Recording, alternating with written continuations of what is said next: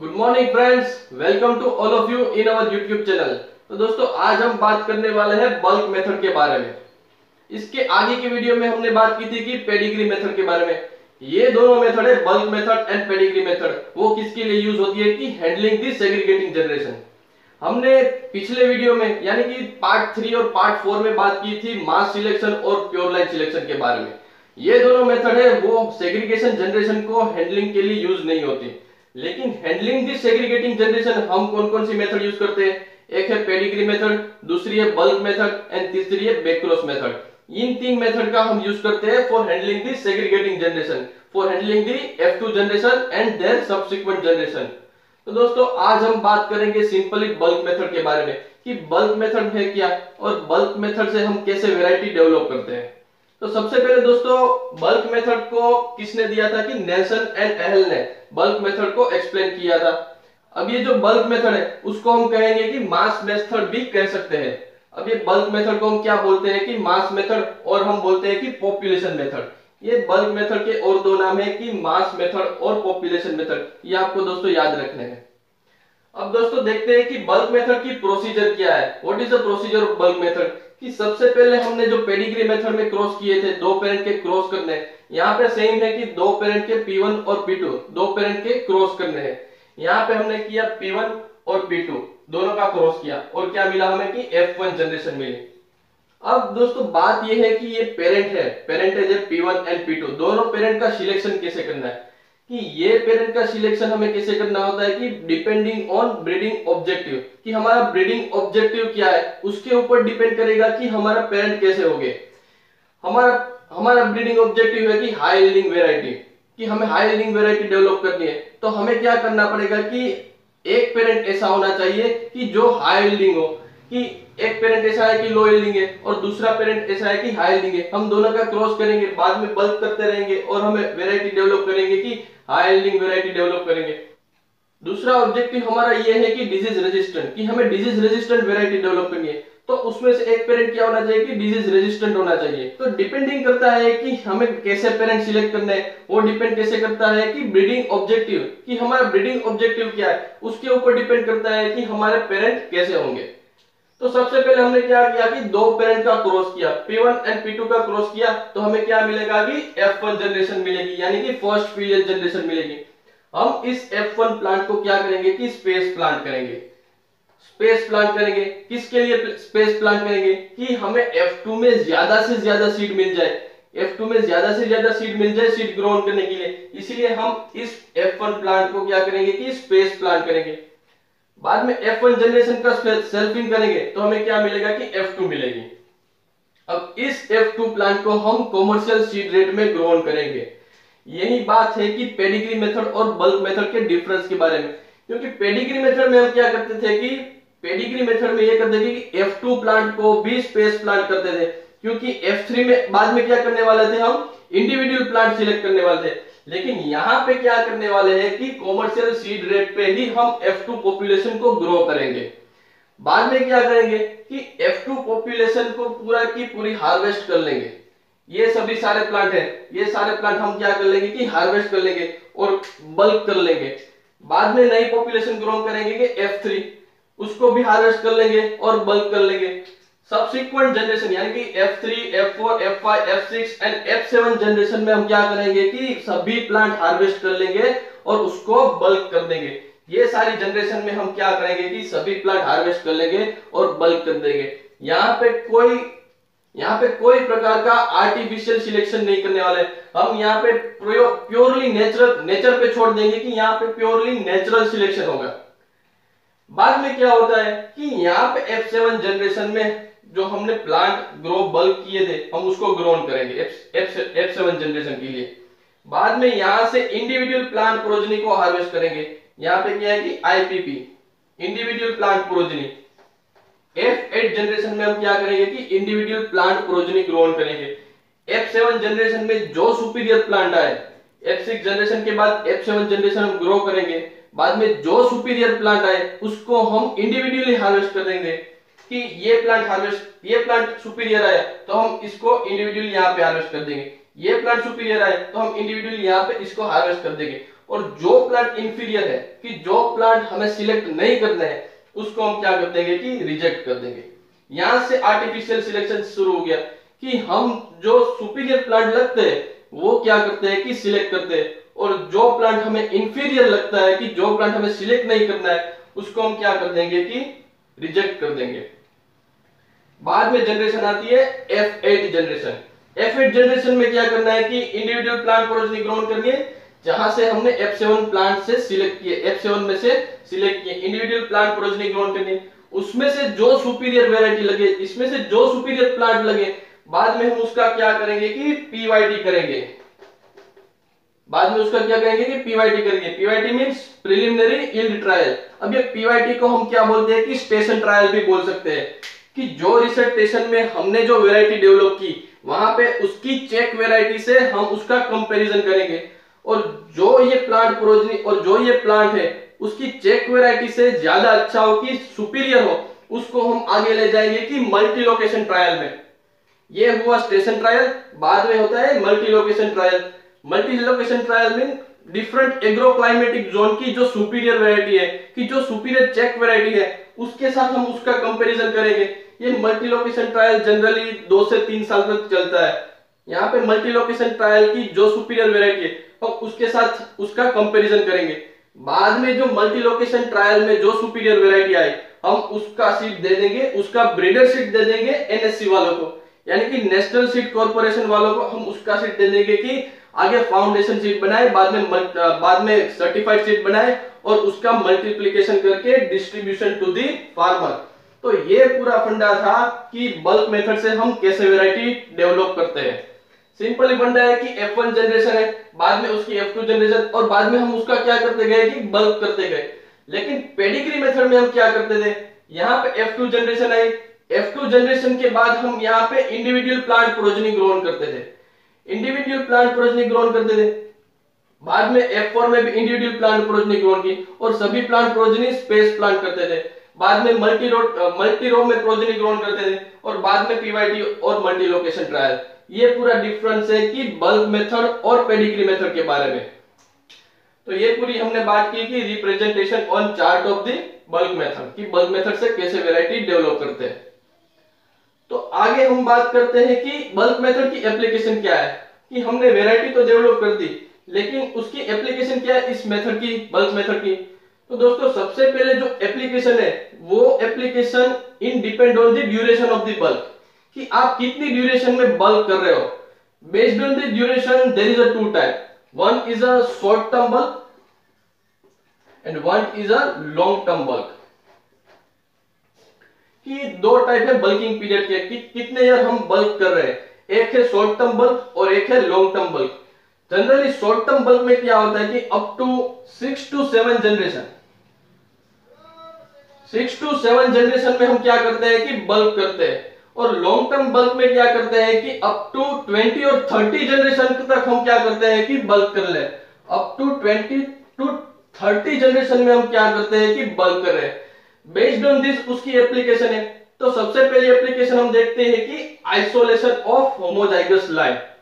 अभी isolation of homozygous line means कि सबसे पहले यहाँ पे हम दो पेरेंट का क्रॉस करेंगे और F1 मिलेगी, वो क्या हो गया कि हेटेरोजाइगस होगी, और F1 जनरेशन से बाद में हम सब्सिक्वेंट जनरेशन में उसका सेल्फिंग करते रहेंगे, तो हमें क्या मिलेगी अप टू F6 और F7 जनरेशन में हमें 99% ये लाइन जो मिलेगी वो क्या मिल जाएगी कि होमोजाइगस लाइन मिल जाएगी। कि यहाँ पे है आइसोलेशन ऑफ होमोजाइगस लाइन, कि आपने F6 और F7 जनरेशन तक क्या किया कि सेल्फिंग करते गए F1 से F6 जनरेशन तक, कि मिनिमम एफर्ट में आप डेवलप कर सकते हैं कि होमोजाइगस लाइन, और उस होमोजाइगस लाइन का फिर से यूज कर सकते हैं कि ब्रीडिंग प्रोग्राम में। तो एक एप्लीकेशन हुई बल्क मेथड की कि आइसोलेशन ऑफ होमोजाइगस लाइन। किससे पॉसिबल है कि शॉर्ट टर्म बल्क से पॉसिबल है। अप टू F6 और F7 जनरेशन में आपको 99% तक होमोजाइगस लाइन मिल जाती है। दूसरा ऑब्जेक्टिव है, दूसरी एप्लीकेशन है उसकी कि waiting for opportunity for selection. यहाँ पे हमने पहले बात की कि यील्ड के बारे में और प्लांट हाइट के बारे में, कि यहाँ पे जो प्लांट हाइट अच्छी लगेगी हम उसका सिलेक्शन कर लेंगे F7 जनरेशन में, कि टॉल प्लांट जिसके ब्रीडिंग ऑब्जेक्टिव हो उसको हम F7 जनरेशन में सिलेक्ट करेंगे। ड्वार्फ प्लांट यानी कि राइस एंड व्हीट में ड्वार्फ प्लांट जिसका ऑब्जेक्टिव हो यहाँ पे हमने F7 जनरेशन में उसको सिलेक्ट कर लेंगे। लेकिन हमारा ब्रीडिंग ऑब्जेक्टिव है कि डिजीज रेजिस्टेंट हमारा ब्रीडिंग ऑब्जेक्टिव है। तो हम यहाँ पे क्या करेंगे कि F2 जनरेशन से बल्क करते गए, लेकिन F7 जनरेशन में हमें डिजीज रेजिस्टेंट यानी कि डिजीज नहीं आया। एक जो है कि डिजीज एक हार्मफुल कंडीशन है हमारी ब्रीडिंग के लिए, लेकिन जब हमारा ऑब्जेक्टिव डिजीज रेजिस्टेंट हो तो हमें आर्टिफिशियली और डिजीज एक कंडीशन चाहिए कि जिससे हम सिलेक्ट कर सके कि कौन से प्लांट डिजीज रेजिस्टेंट है। तो यहाँ पे एग्जांपल F7 जनरेशन में हमें सिलेक्शन करना है कि F8 जनरेशन के लिए इंडिविजुअल प्लांट प्रोजेनी के लिए हमें सिलेक्शन करना है। लेकिन F7 जनरेशन में मानो कि ऐसा एनवायरनमेंट आया कि उससे डिजीज नहीं आया। एग्जांपल हमें रस्ट रेजिस्टेंट की बात करें, वीट में रस्ट रेजिस्टेंट की बात करें तो सबसे पहले हम क्या करते हैं कि क्रॉस करते हैं, बाद में सब्सिक्वेंट जनरेशन में प्लांट डेवलप करते हैं और बाद में F7 जनरेशन में हम अब सिलेक्शन करेंगे। लेकिन ये सिलेक्शन तब होगा कि F7 जनरेशन में रस्ट आएगी, वीट रस्ट आएगी, लीफ रस्ट आएगी F7 जनरेशन में, तभी हम सिलेक्शन कर पाएंगे कि कौन से प्लांट डिजीज रेजिस्टेंट है, कौन से प्लांट रस्ट रेजिस्टेंट है और कौन से प्लांट रस्ट ससेप्टिबल। लेकिन F7 जनरेशन में रस्ट नहीं आई तो हम क्या करेंगे कि फिर से इसका बल्क कर लेंगे। F8 जनरेशन के लिए फिर से इसका बल्क कर लेंगे। F8 जनरेशन में भी रस्ट नहीं आई तो हम क्या करेंगे कि F9 जनरेशन में भी उसका बल्क कर लेंगे।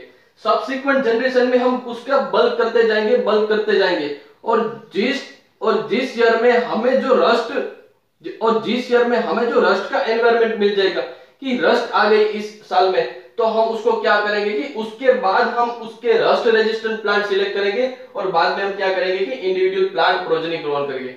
यहाँ पे हम क्या करते हैं कि वेटिंग करते हैं फॉर अपॉर्चुनिटी फॉर सिलेक्शन की, वेटिंग करते हैं उस एनवायरनमेंट का कि जब रस्ट रेजिस्टेंट एनवायरनमेंट की रस्ट आ जाए और रस्ट रेजिस्टेंट के लिए हमें सिलेक्शन करना पड़ता है, तो हम उसके लिए क्या करते हैं कि वेटिंग करते हैं उस एनवायरनमेंट का। इसीलिए हम इस ऑब्जेक्टिव को क्या कहते हैं कि waiting for opportunity for selection. और इससे कहा गया है कि मास पेडिग्री मेथड, कि यहाँ पे हम मास कर लेते हैं, बाद में जो F8 जनरेशन आती है उसके बाद हम उसका पेडिग्री मेथड से हैंडलिंग करते हैं। पेडिग्री मेथड में हमें क्या करते थे कि F2 जनरेशन में इंडिविजुअल प्लांट प्रोजेनी ग्रोन करते थे, यहाँ पे F8 जनरेशन में इंडिविजुअल प्लांट प्रोजेनी ग्रोन करनी है, इसीलिए हम इसको क्या बोलते हैं कि मास पेडिग्री मेथड। और ये मास पेडिग्री मेथड किसने दी थी? तो ये मास पेडिग्री मेथड दी थी कि हार्लेन ने दी थी। हार्लेन ने ये मास पेडिग्री मेथड दी थी। तो ये इसका दूसरा ऑब्जेक्टिव है कि mass pedigree method, waiting for opportunity for selection. बाद में तीसरा ऑब्जेक्टिव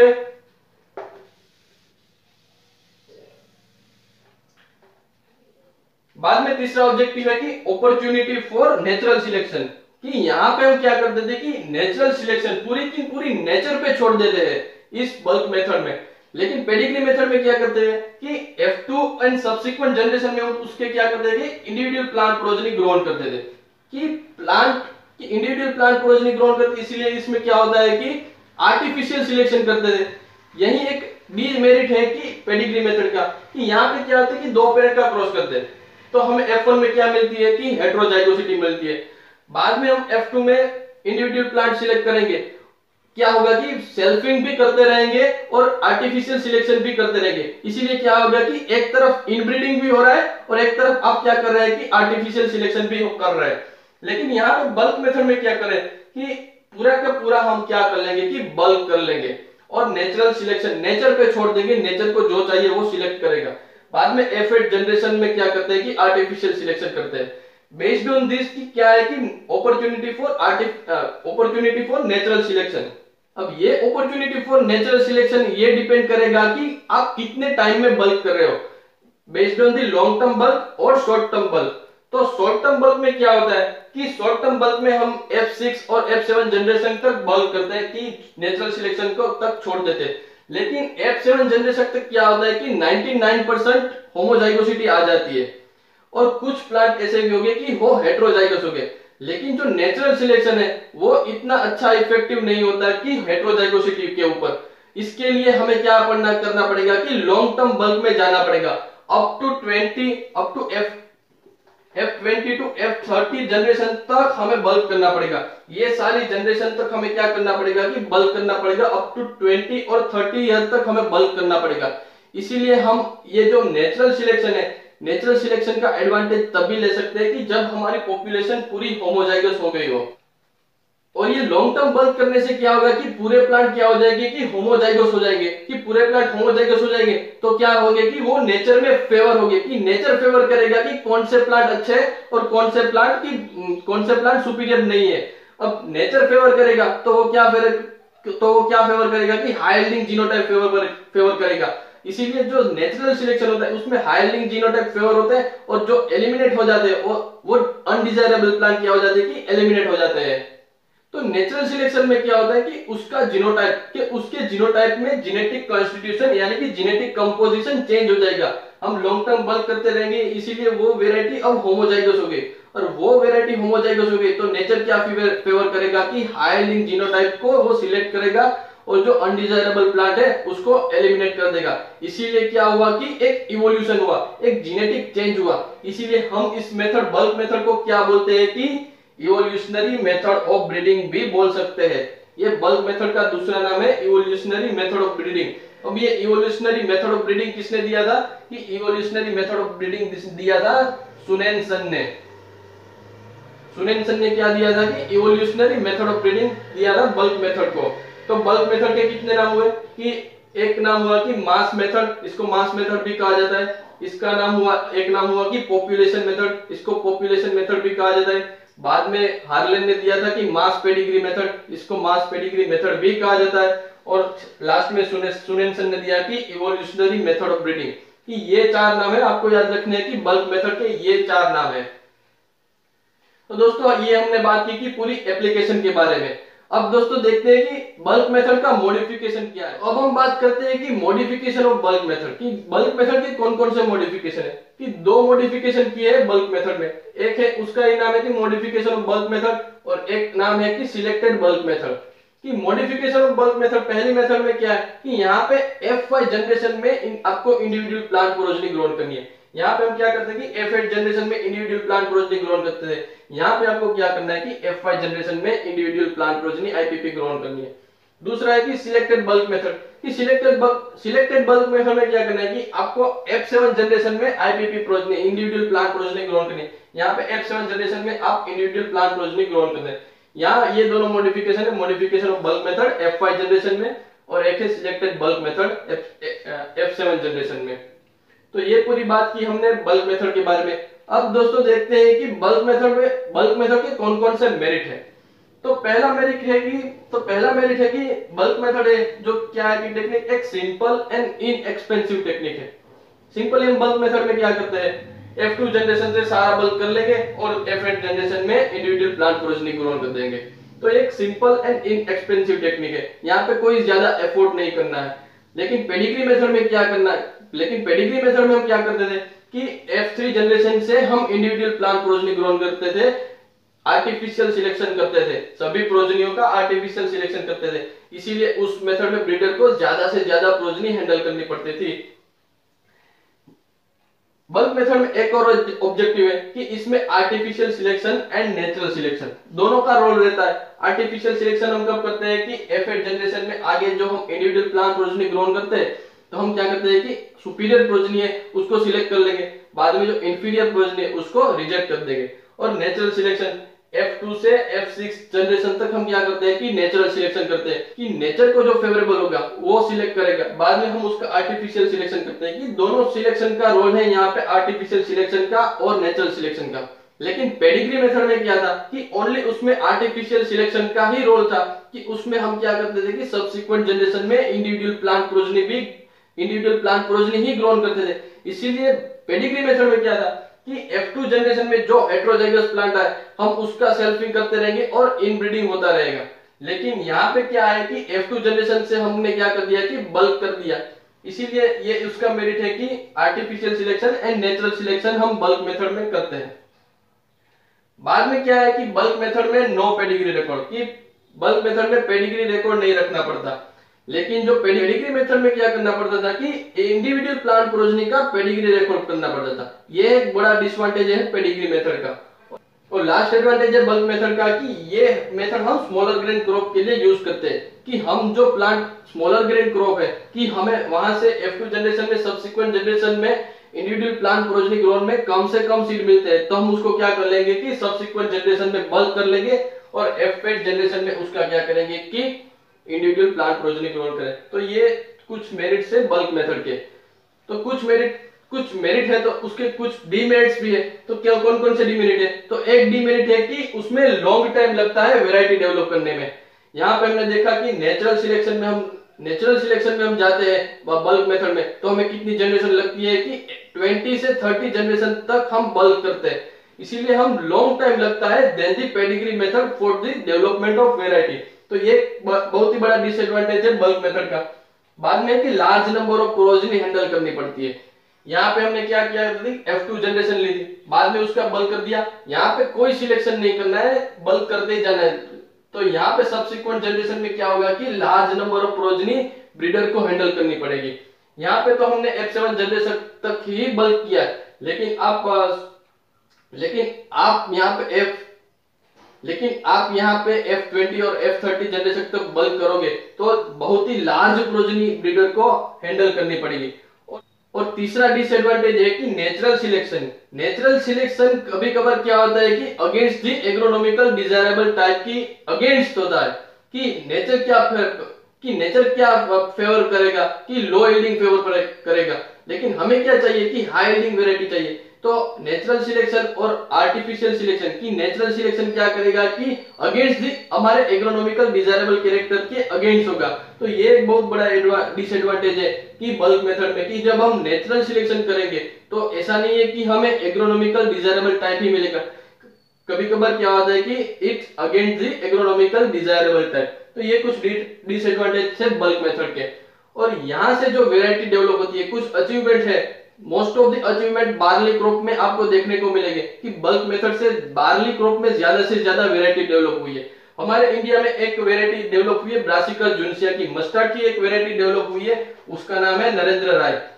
जो नरेंद्र राय वैरायटी है वो किसकी वैरायटी है कि ब्रासिका जुनसिया की वैरायटी है, और वो किससे डेवलप हुई है कि बल्क मेथड से डेवलप हुई है। तो दोस्तों ये सारी हमने बात की बल्क मेथड के बारे में।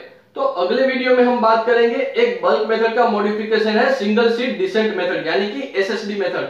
और ये SSD मेथड से हम रिकॉम्बिनेंट इनब्रीड लाइन यानी कि रील लाइन कैसे डेवलप करते हैं उसके बारे में कल के वीडियो में यानी कि नेक्स्ट वीडियो में देखेंगे। तो दोस्तों if you like this video please hit the like button, share with your friends and subscribe to my channel to get more and more video related to agriculture and plant breeding. Thank you, धन्यवाद and have a nice day.